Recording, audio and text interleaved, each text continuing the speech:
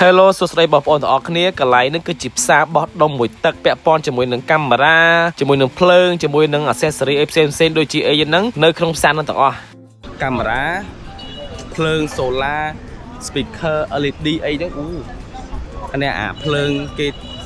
បាទមានកាបូបអីនេះផ្សារឈ្មោះគេដាក់ឈ្មោះ second hand supermarket នេះផ្សារគេនេះ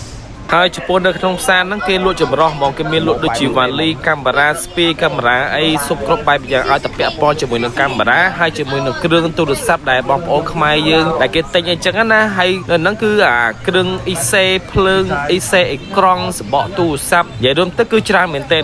អាដៃហ្គេមដៃអីនៅនឹងអីចឹងគឺសបោហ្មងណែនិយាយពីថាខ្ញុំដើរឃើញខ្ញុំនិយាយពីខ្វាកដល់កហ្មងគឺចង់ទៅទិញទាំងអស់ហ្មងហើយសបោមែនតើហ្មងអាគ្រឿងកាត់សាច់គ្រឿងអីហ្នឹងអាគ្រឿងកាមេរ៉ាគេកោះដូរឲ្យក្រង់កោះអីដូរថ្មដូរអីហ្នឹងទៅហើយនិយាយរួមទៅគឺនៅក្នុងផ្សារហ្នឹងវាមានវាមិនមែនមានតែហ្នឹងណាហាងរបស់គេហ្នឹងគឺវាមាននៅផ្លូវសងខាងទៀតដូចជាផ្លូវភ្លួអញ្ចឹងមកខាងហ្នឹងគេលក់របស់ថ្មីអីទៅកាមេរ៉ាអញ្ចឹងណាហើយកាបូបអីចឹងណាហើយអាខាងទៀតក៏គេមានលក់របស់មកទឹកលាយជាមួយនឹងថ្មីដែរតែមែនតើថ្មីមកទឹកគឺមានទាំងអស់ទូនេះតែខ្ញុំដាក់ឲ្យមើលវាមានមិនមែនតែមកបញ្ជួរហ្នឹងទេណាសងខាងហ្នឹងចុះចូលមែន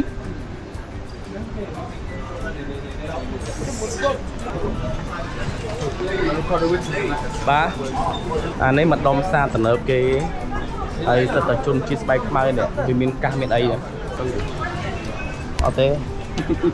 បងប្អូនឃើញហ៎គេលក់ទៅតាមផ្លូវតាមទូទៅពេលចូលទៅដល់ទៅបានដឹងថាតម្លៃរបស់គេយ៉ាងម៉េចដែរអា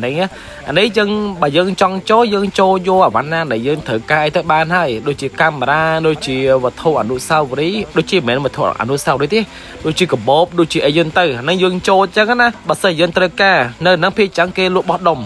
គ្រឿងកាមេរ៉ាគ្រឿងអីនេះភ្លើង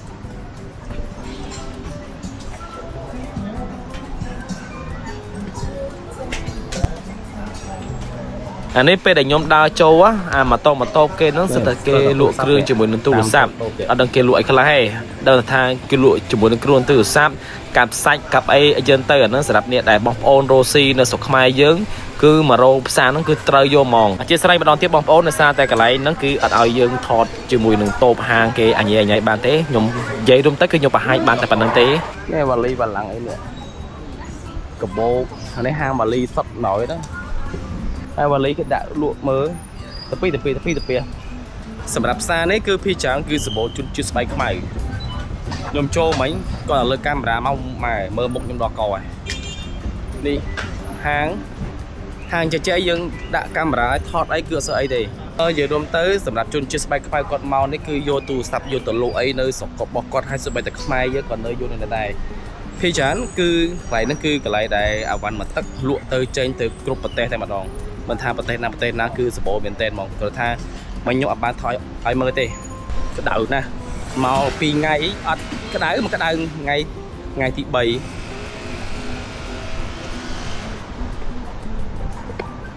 សតកាមេរ៉ានេះសតកាមេរ៉ាចូលមិនធីឌីជីថលកាមេរ៉ា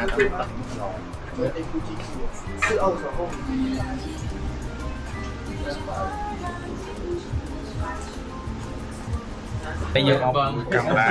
ខ្ញុំមើលបានកាមេរ៉ាមើលតែកាមេរ៉ានេះខ្ញុំអត់មើលទេខ្ញុំមើលពួកចម្លាយជួយចប់ចឹងដែរនិយាយទៅកាមេរ៉ានេះបើសិនជាយើងបាត់ថា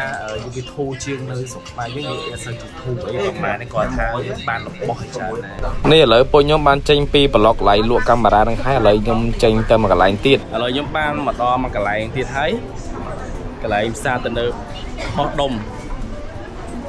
គ្រឿងអលង្ការសាច់កសាច់ដៃកវលកបោបអីនេះមើលពីខាងក្នុងខ្ញុំក៏ដឹងដែរ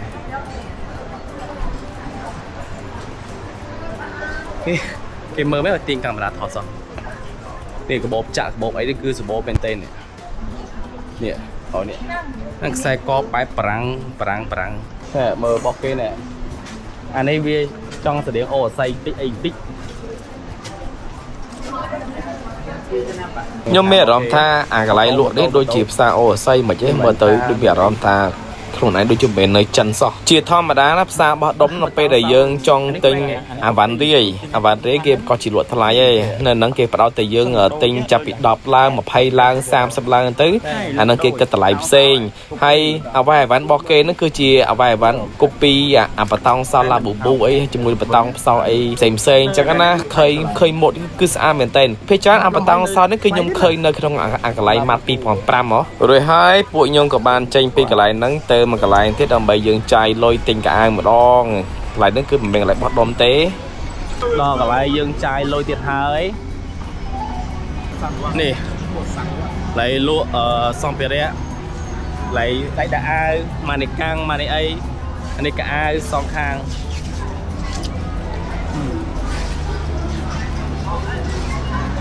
នេះម៉ាក់ប្រេប៉ូឡូ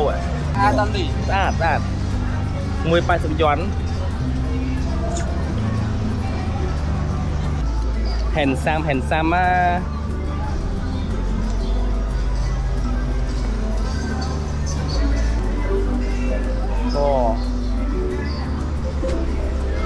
ើយមកប្រឡងផ្សារទំនើបនេះគឺ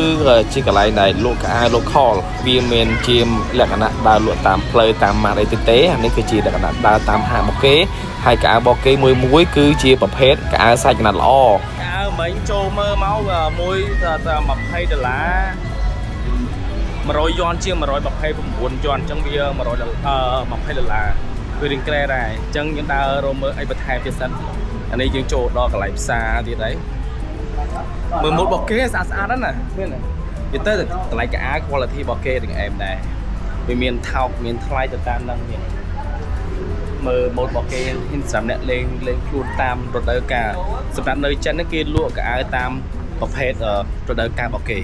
ដើរជួបគេកំពុងថតស្អីគេនេះសម្ពោធកម្មវិធីហ្នឹង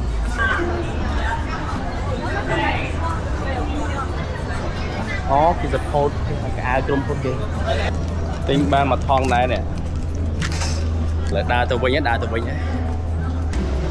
គេលើបានមកថងទៀតហើយមកទៅទៀតហើយកន្លែងដែរត្រហាមកន្លែងដែរអំបិលចាំសៀងនិយាយរួមទៅកន្លែងនេះកៅអៅរបស់វាកៅអៅកន្លែងរបស់គាត់លក់ហ្នឹងតម្លៃក៏វាមិនថោកក៏វាមិនថ្លៃដែរ quality សំខាន់យើងត្រូវចេះតថ្លៃកៅអៅវាមួយមិនខំឡងវាទេណា10ជាង12 13ទៅតាមអាវ៉ាន់នេះបរិវេណនៅខាងក្រៅកន្លែងផ្សារដែលខ្ញុំទិញកៅអៅមិញណាឥឡូវពងរងចាំឡានឡើងទៅវិញនេះនៅមុខផ្សារនេះលើពងរងចាំឡានលើពងដើរទៅវិញសិនពួកនេះឆ្លើយហ៎បីផ្លេយកហ្មងទៅអូដើរពេលឡើងចុកជើងឈឺក្បាលមែនទេផ្លូវនេះផ្លូវសម្រាប់តាក់ស៊ីគេចតមកជាជនគេមកជិះហៅទៅជិះទៅរុយអីចឹងទៅខាងក្រៅយកគេលក់អវ៉ាន់ថែមទៀតសារគេលក់កៅអៅលក់អីម៉ូក៏អង្គុយគេនិយាយទៅគេទុកហ្នឹងគឺអត់មានផ្លែកបាត់ផ្លៃទេអូខេឥឡូវចេញពីហ្នឹងហើយអត់ដឹងថាទៅណាទៀតទេអាចជាទៅផ្ទះព្រោះយើងដើរចេញតាំងពីព្រឹកមកតទៅទៀតយ៉ាជួបគ្នានៅវីដេអូក្រោយបាយ